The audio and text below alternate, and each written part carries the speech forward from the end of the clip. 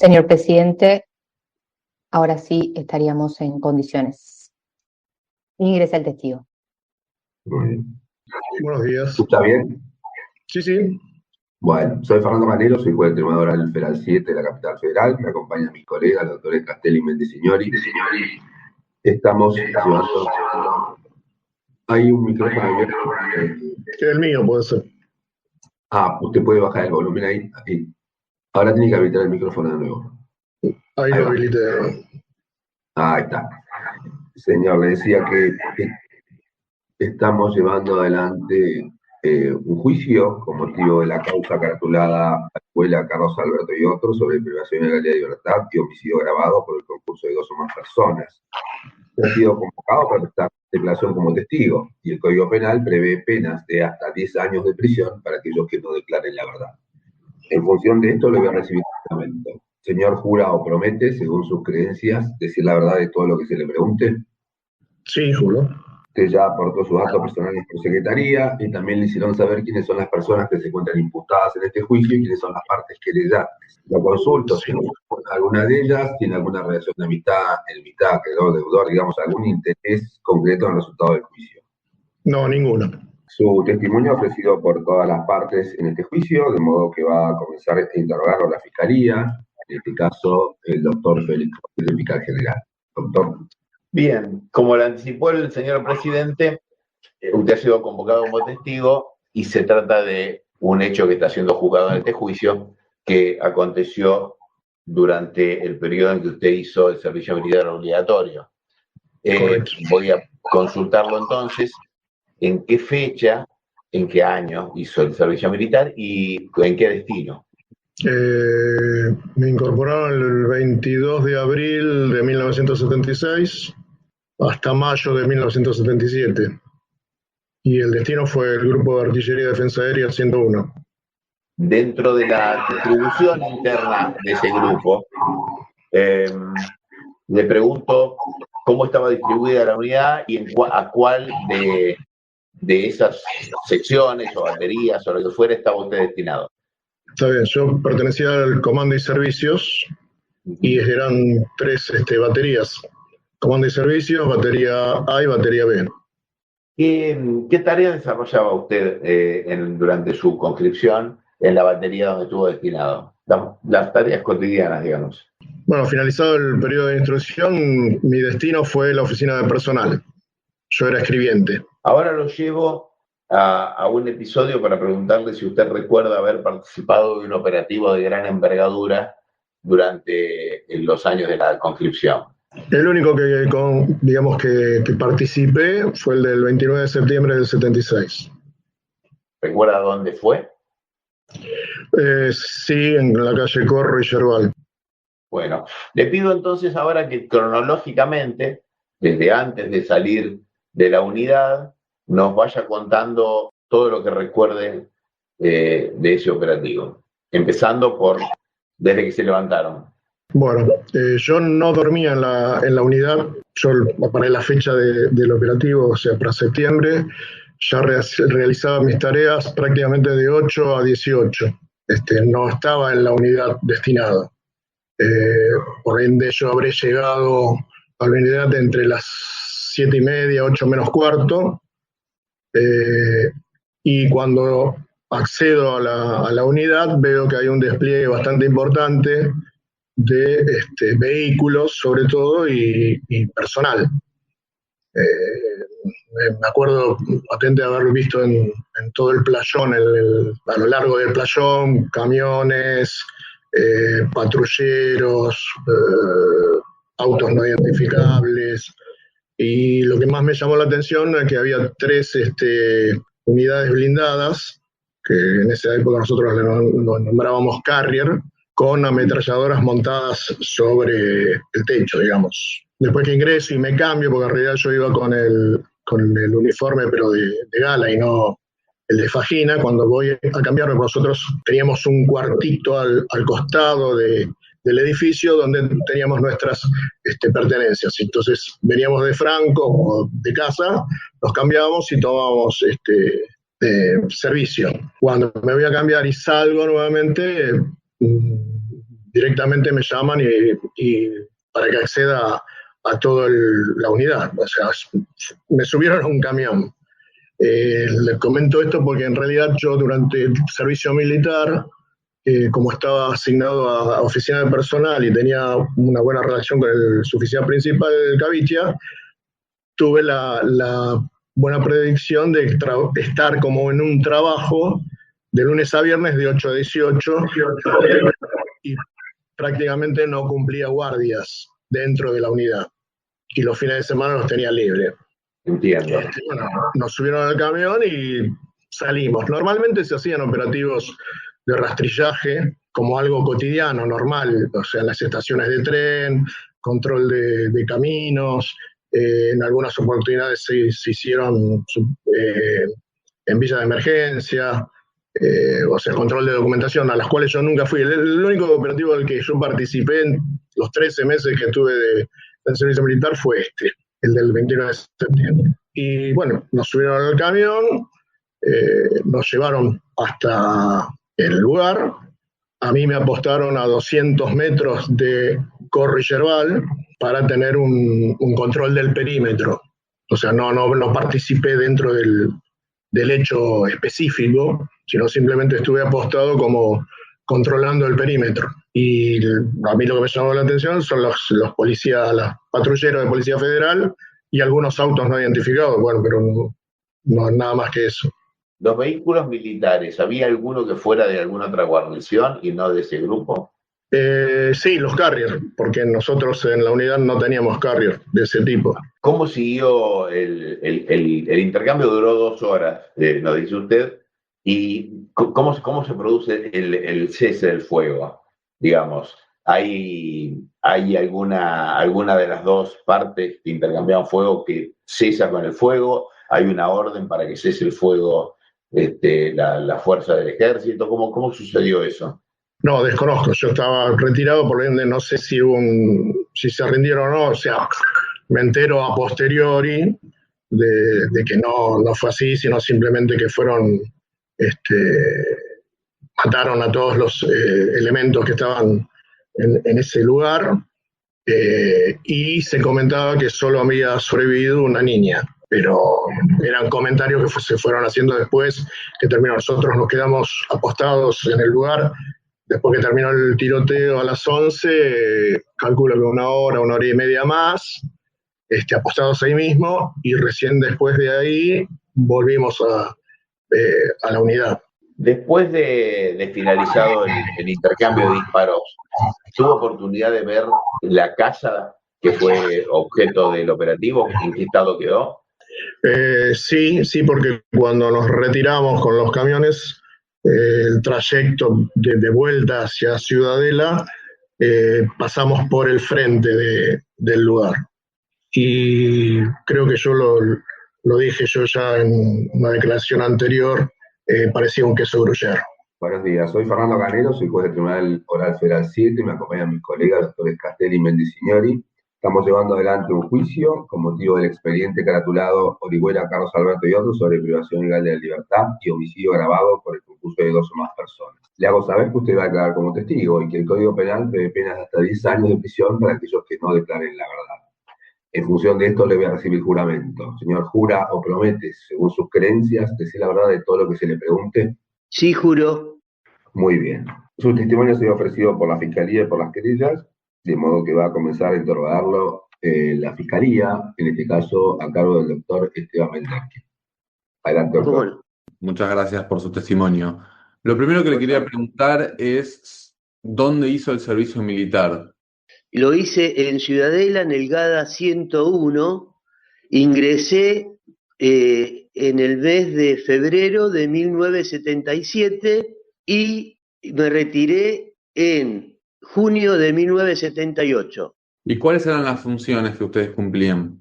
Yo era soldado y tenía la función, a lo mejor, de hacer alguna actividad en la parte de los cañones de artillería, porque yo, como era tornero, digamos, iba a ese sector. Bien, ¿hacían guardias? hacíamos guardia cada 6 días teníamos guardia y cada 3 días operativo y retén se llamaba. ¿Cómo eran esos operativos? El operativo retén era salir, digamos, cada 3 días se salían 2 Unimog y después para control vehicular con 2 coches de la policía. ¿Y las guardias eran dentro de la unidad? Las guardias eran cada 6 días, dentro de la unidad, sí, sí. ¿Les decían cuál era el objetivo de esas guardias? Digamos, dábamos guardia a todo el perímetro de ahí de Ciudadela, del cuartel, digamos. Pero en algún momento hicieron mención a si el cuartel era sujeto de algún tipo de amenaza, de algún ingreso. Y en el momento previo, en la instrucción, sí, hacían ese tipo de comentarios en la instrucción donde teníamos que estar atentos porque podían ingresar los subversivos, nos podían robar las armas, todo ese tipo de cosas. Perfecto. ¿Recuerdas quiénes eran los jefes? Sí, cómo no. Digamos, en la batería donde yo estaba, en la batería A, Danilo Antonio González era el capitán que teníamos. Y después había 2 oficiales que era Guillermo César Viola y Ricardo Grisolía. Después un grupo de suboficiales había. ¿Recuerda quién era el jefe del GADA? Era el teniente coronel Menéndez. ¿Y de otras baterías, recuerda nombres de oficiales? Y recuerdo, por ejemplo, Godoy, que era de la batería, digamos, de la B, que estaba al lado de la A. ¿Cómo era el trato de los oficiales de su batería con ustedes, los soldados? Y nosotros en ese periodo era de instrucción y después, como era en esa época de que si uno, qué sé yo, a lo mejor no hacía el paso militar, nos llevaban al campo y como se decía antiguamente, se llamaba bailar, que era llevarnos al campo los días de mucho frío, a las 4 de la mañana, por cualquier pavada a lo mejor nos bailaban, como se llamaba habitualmente, ¿no? ¿Recuerda haber estado en algún tipo de operativo donde en basurales o quemas? Sí, estuve en una oportunidad en un operativo con Guillermo César Viola y después en otra oportunidad con Grisolía. ¿Y cómo era el Ricardo. comportamiento de estos oficiales El, durante compor- ese el operativo? comportamiento era bastante violento de parte de ellos, digamos, ¿no? Bien. Después, en una oportunidad, vimos que agarraron gente que era de ahí de la quema bueno, y a lo mejor le pegaban, los maltrataban, digamos. También se hacía control vehicular en la calle. ¿Alguna vez recuerda si se mencionó en la unidad que haya participado en un operativo, en un enfrentamiento muy grande? ¿Escuchó comentarios? Sí, en el periodo de la instrucción, que le estaba comentando, en febrero más o menos, Guillermo César Viola era el que hablaba más, que fue lo que a mí me quedó grabado, el episodio de Corro y Yerbal, y después otro episodio que hacía él el comentario de Pelliza y Agüero, que era en Vicente López. Y él decía, comentaba, digamos, a nosotros los soldados que habían tenido un enfrentamiento con subversivos. Bien. ¿Y él contó qué rol tuvo en ese enfrentamiento? Bueno, el rol digamos, que él nos comentaba que se tiroteaban contra los subversivos, que se enfrentaban, en una palabra, ¿no? Y con respecto al otro operativo que usted mencionó en la calle Pelliza de Vicente López, ¿recuerda si dio algún detalle en particular más? No, él hacía siempre en los comentarios, cuando nosotros estábamos en la instrucción, que tenían, digamos, a lo mejor nos preparaban para enfrentarnos a nosotros supuestamente con los subversivos si llegaban a ingresar al cuartel, pero en el periodo donde yo hice el servicio militar, del 77 al 78 jamás tuvimos un enfrentamiento con nadie. Y con respecto a estos comentarios que le hizo Viola de operativos en los que participó, ¿recuerdas alguna vez le dijo que estuvo un enfrentamiento con una mujer embarazada? Sí, sí, digamos, yo recuerdo de que el señor Viola decía que se enfrentaba con mujeres que estaban embarazadas y con armas, eso lo comentó. Le voy a preguntar si sabe si los oficiales y suboficiales del GADA salían a hacer lo que se llamaba en esa época operativos antisubversivos. Sí, sí, sí. Sí, los vi porque yo al estar en guardia, ellos salían con un Peugeot celeste y un Fiat 1600 color amarillo, y nosotros lo veíamos en la guardia que salían a lo mejor con pelucas a la tarde-noche, digamos, ¿no? Se disfrazaban. ¿Recuerda qué oficiales vio saliendo a hacer estos operativos? Y digamos, con peluca, me acuerdo de Viola, de suboficiales también que salían. ¿Sabe si esos autos se les cambiaban las chapas o patentes? Sí, eso sí que lo vi, que cambiaban las chapas. ¿Sabe si en el GADA se llevaban personas detenidas? Sí, yo particularmente tuve, cuando estaba de guardia, un día sábado, me acuerdo de un sábado, ¿por qué? Porque yo de lunes a viernes estudiaba, entonces tenía guardia sábado y domingo. En una oportunidad, un sábado, presencié un caso de una señorita o señora que estaba embarazada, más o menos con una panza de 7 meses, y yo tuve que ir a estar en ese lugar que era el casino de oficiales, a estar en el puesto de guardia. Y me habían dicho que tenía que cuidar una puerta donde en esa puerta después me abre una señora y me pide de ir al baño. Y yo no la apunté con el fal, yo el fal me lo puse en la espalda atravesado y le abrí la puerta al baño y la llevé al baño, donde me pidió para hacer sus necesidades. Bueno, en ese periodo ingresa Guillermo César Viola, la agarra a ella, la tira contra el lugar donde estaba en la habitación, cierra la puerta y a mí me llevó al playón, me dijo de que yo era un irresponsable, que había puesto el riesgo de la vida de todos los oficiales que estaban ahí, porque esa mujer me podía sacar el fusil y los podía matar a ellos. Me llevó al playón y me pegó un baile, digamos, de como era tradicional, ¿no? En ese momento. ¿Usted sabe hacía cuánto tiempo estaba esta mujer ahí, en el casino? Yo fue ese día solo que la vi a esta chica con una voz muy temerosa, pobrecita.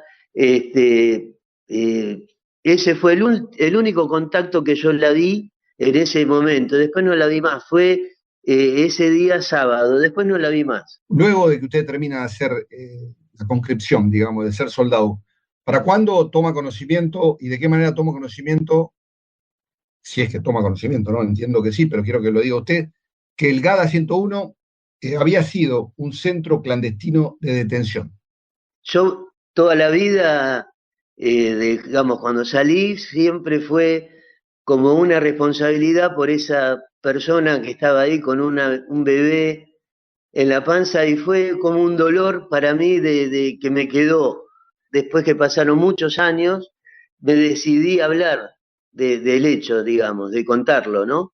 Porque fue, para mí, es el día de hoy, digo, lamentablemente, ¿dónde estará esa chica con ese bebé?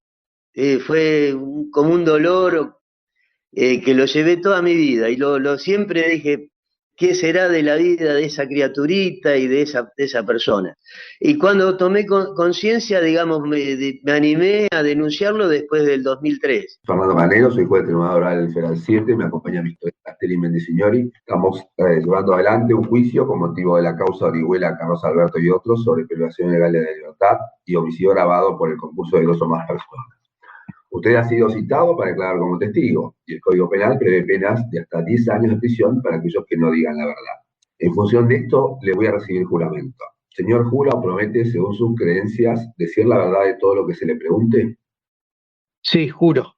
Bien, usted ya aportó sus datos personales por secretaría. Su testimonio ha sido ofrecido por la Fiscalía y por las querellas, de modo que va a comenzar a interrogar al doctor Félix Kraus, que es el fiscal general. Doctor, tiene la palabra. Usted sabe que ha sido convocado a declarar alrededor de un episodio que ocurrió en los años en que usted cumplió el servicio militar, por entonces obligatorio. Entonces le pregunto, ¿en qué año o años hizo la conscripción y en qué destino? Desde el 1 de abril del 76 hasta abril del 77, en el GADA 101 de Ciudadela. Bien. ¿Recuerda cómo estaba organizado internamente el GADA, la distribución de... Sí, recuerdo bien. Cuéntenos. El jefe de la unidad era el teniente coronel Mucio. El mayor Suárez Tiscornia, el mayor Torres, el capitán González. Eso era digamos, de la cúpula principal del cuartel. Y después de la batería, el jefe de la batería B era el capitán Giordano, después el teniente primero Juárez Matorras, el teniente Godoy, después el encargado de batería era el sargento ayudante Mengual, el encargado de intendencia de ropa, sargento Piciano, el encargado de armas, el cabo primero Almirón, y después había cabos y cabos primero, que recuerdo los nombres, no recuerdo los grados, pero eran entre cabo y cabo primero. Miranda, Maidana, Cabrera, Guzmán, Ortega, y hasta ahí me acuerdo. Bien. ¿Y usted a qué batería estaba asignado? Yo estaba asignado a la batería de tiro B, Independencia. Bien. ¿Y qué funciones cumplía? Y yo, me faltaba, yo era el estafeta, el comisionista. Después había cuatro furrieles, había un soldado en sala de armas y un soldado en la sala de intendencia. Yo era el estafeta de la batería, ¿no? El que hacía las comisiones, los mandados, todo eso. ¿Recuerda en ese año un gran operativo que hubo, un gran operativo que de algún modo se distinguió de otras actividades propias Sí, era el operativo de Corro y Yerbal. Bueno, cuéntenos, por favor, todo lo que recuerde. Sí. Yo permanentemente tenía una orden de entrada y salida permanente del cuartel firmada por el teniente coronel, porque era un soldado de confianza, digo, y que conocía bien viajar, ir al centro, hacer trámite y todo eso. Un día llego a la mañana temprano, porque yo iba a formar todos los días, nunca falté, por más que tuviera una orden permanente, nada, yo cumplí a rajatabla porque me preocupaba mucho que me arrestaran y no tener franco, porque sufro de claustrofobia y me hacía mal. La verdad que es esa. Llego y veo que salen camiones del cuartel, serían 7 de la mañana, varios, y los veo así a una cuadra que salen y digo, uy, me salvé, seguramente se van a Magdalena a practicar tiro, porque salieron muchos camiones. Bueno, nada, pasó. Después, como a la tarde, enteramos que hubo un tiroteo en la calle Corro y Yerbal muy grande. Y yo después, los que estábamos en el cuartel, que no habíamos ido en ese operativo, fuimos de guardia a la casa a la noche. Y yo estuve de guardia ahí dentro de la casa. Más o menos habremos llegado 7, 8 de la tarde. Bueno, y ahí estuve dentro de la casa. ¿Quién lo convocó, o mejor dicho, quién le ordenó ir Sí, no a... recuerdo nada de ahí de la batería. Quedaban ahí un camión, un pelotón, agarren las frazadas y agarren, bueno, todos los fusiles, todo, y bueno, tenemos que ir a hacer guardia. Nadie preguntaba nada. No sé cómo decirle, ¿no? No, Sí, lo entiendo perfectamente, claro.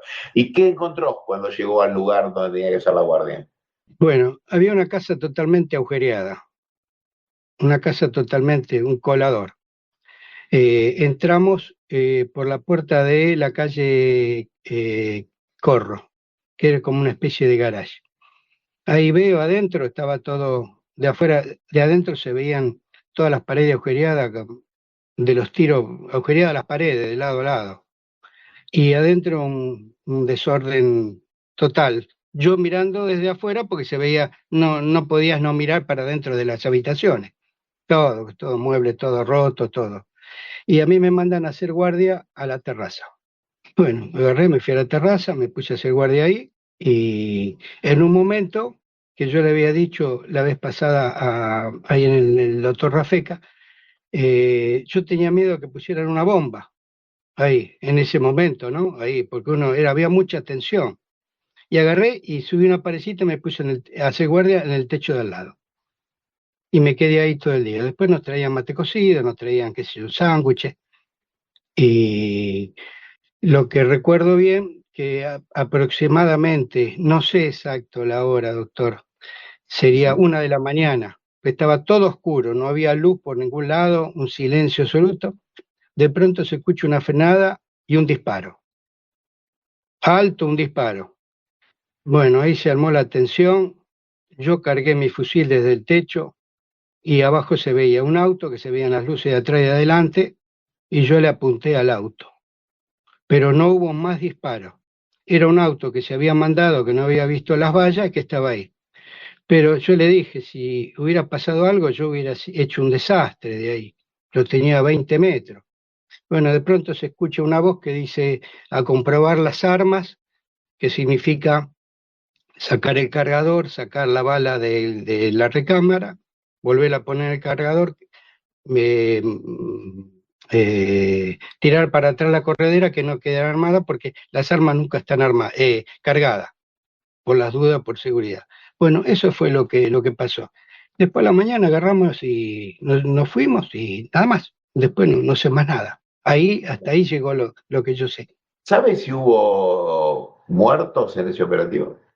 Y en el operativo se hablaba que había muertos, sí. Lo que yo le hablo de lo que se hablaba en ese momento, no lo que después me enteré por los diarios y todo eso. Entiendo. Sí, No. los comentarios inmediatamente posteriores, a esto me refiero, ¿no? Sí, los comentarios era que había un enfrentamiento y que había muerto, nada más, pero era todo, yo no sé, no encuentro la palabra, era todo muy, muy silencioso, todo con temor, nadie quería hablar nada. Entiendo. Aparte, un soldado que va a hablar quedaba arrestado. Arrestado era que no te dejaban salir de Franco. No, era así. Y me acuerdo bien, porque me acuerdo. Y en el grupo, Ilgada, ¿hacía otro tipo de controles de la llamada lucha antisubversiva, pinzas, retenes, allanamientos, algo así? Y el cuartel tenía 3 baterías. La batería comando, batería A y batería B. Como al lado había otro cuartel que también tenía baterías, era un grupo de artillería, se hacía guardia cada 6 días. Yo tenía casi siempre tenía franco, menos cuando había guardia. Cuando había guardia, yo, la verdad, me sofocaba, yo quería salir y me anotaban los operativos. ¿Los operativos qué era? Una gran cantidad de soldados, vamos a suponer 100 soldados. 80 eran para hacer guardia, 10 eran para un retén, que se llamaba retén por casos especiales, y 10 de operativos. Yo me anotaba en los operativos que salíamos a la calle. Yo me sentía bien en la calle.